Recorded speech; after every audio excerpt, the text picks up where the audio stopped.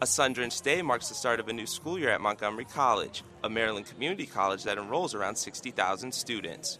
On the college's Rockville campus, 18-year-old Yves Gomes arrives to find his first challenge of the day. Zero parking, what the heck? He eventually finds a parking spot and heads to his first class. Some might consider this a bad start to the day, but not for this freshman, considering he once feared this day would never happen. I fell into a limbo, basically, and I was like, what's going to happen with my future? I was uncertain.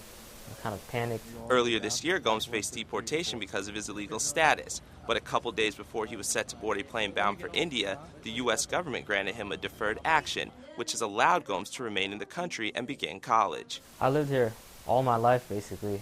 It's the only country I've ever known. And if I were to go back to India, I couldn't adjust to that culture, the language, just everything. It would be completely foreign to me. It would be like culture shock.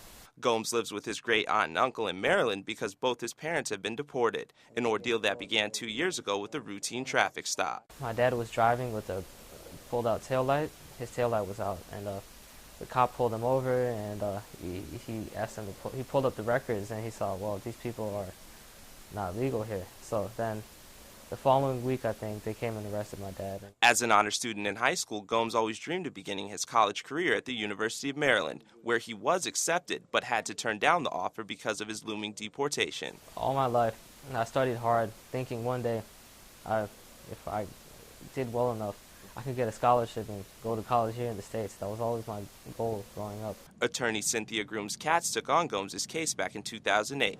She says his situation is shared by other clients she represents. A lot of these students that I've encountered actually think that they are U.S. citizens because they haven't been told otherwise. Still, for young people like Gomes, there is hope. Congress has been presented with a piece of legislation known as the DREAM Act that would allow approximately 65,000 undocumented young people who graduated from U.S. high schools to continue their education in this country. I'm just living in the moment, preparing myself for school.